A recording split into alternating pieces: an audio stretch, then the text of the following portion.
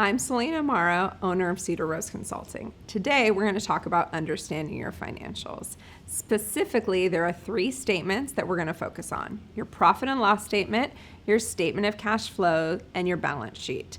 But all of these would not be possible without your chart of accounts. So let's talk about that first. What is your chart of accounts? It's the starting point for any accounting software. It's basically going to be the gatekeeper of every single account in your system. So it's going to be your bank accounts, it's going to be your fixed assets, your liabilities, your owner's equity. It's also going to be your income, your cost of goods sold, and your expenses. A lot of times when you first start out with an accounting software, it's going to automatically create a chart of accounts for you.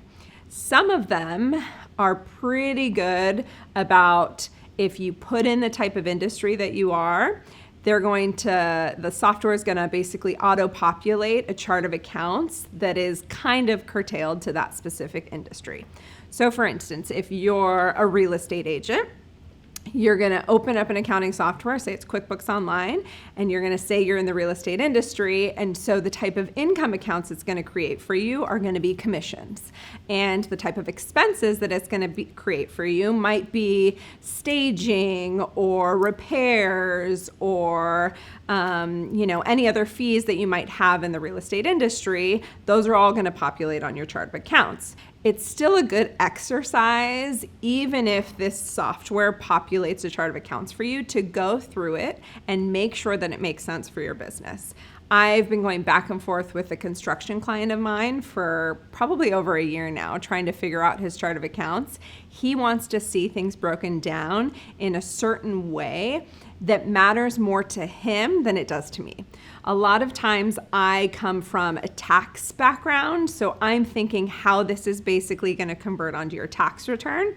And when you're thinking about something like a cost of goods sold, on your tax return, under cost of goods sold, there's just one line item for purchases and materials. There's one line item for labor. If you're in an industry like the construction industry, your purchases are a lot more detailed than that. You may buy fencing, and you may buy wood fencing or chain link fencing, and having that broken down in your financials, if that's going to be of use to you as a business owner, then make sure it's in there. Don't go based off of what the accounting software has just auto-populated for you, because it might not be as detailed as you need it to be.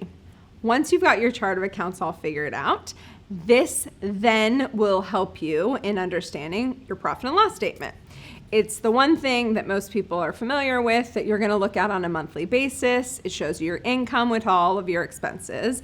There's a lot of different numbers on there too in terms of your gross profit, which is your income minus your cost of goods sold. That'll be your gross profit.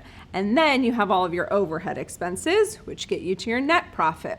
Once you have a profit and loss statement that you're looking at, especially if you're doing the accrual method of accounting, that is going to convert to cash through a cash flow statement. Your cash flow statement basically shows you, okay, this is everything you had on your profit and loss statement, and this is all of the other stuff that happened in a particular period that relates to your cash. So that'll be paying off credit cards or paying off loan payments, or maybe you bought a fixed asset, that are all flowing through your bank account. They're all flowing through your balance sheet, but they're not necessarily reflected on your profit and loss statement. So you've got your P&L, you've got your cash flow statement, and then the last piece is going to be your balance sheet. Your balance sheet basically continuously tracks your assets and liabilities throughout any given period. When you're looking at your balance sheet, the top of it is going to be your cash, your bank balances. Then you're going to have your fixed assets or other assets. Maybe you've got inventory, or you've got accounts receivable that you're tracking, or you've got a security deposit that you paid on that office that you're leasing. That's all going to be at the top of your balance sheet under your assets. And then at the bottom, you're going to have your liabilities and your equity. Your liabilities are going to be what's outstanding for credit cards. If you have accounts payable that you're tracking, maybe you've got a long-term loan or a car loan or an equipment loan that you're tracking, those balances are all going to be under your liabilities. And then the very last piece is your owner's equity. This is an area that a lot of people don't really utilize, and it kind of just becomes a throwaway account for a lot of various transactions. I know, for instance, an area that my clients don't use it for is when they put money into their business. A lot of small business owners, you're funding your company, especially at the beginning stages, or maybe there's a bump in the road and you need to fund it to get you through the next couple months. The first thing that clients want to do is always put that as a loan to shareholder, but it's not technically a loan. Unless you're going to draw up loan documents between yourself personally and the business, and you're going to make monthly payments, or you're going to apply an interest rate that the company has to pay you, it's really not going to be a loan. It's just going to be an owner contribution. You're just funding the company with money. It's an owner contribution. And then over the years or months, if you're able to pay yourself back, just distribute that money right back out to you. It makes it a lot easier. It's not something that you have to track. And that all is going to be under your owner's equity.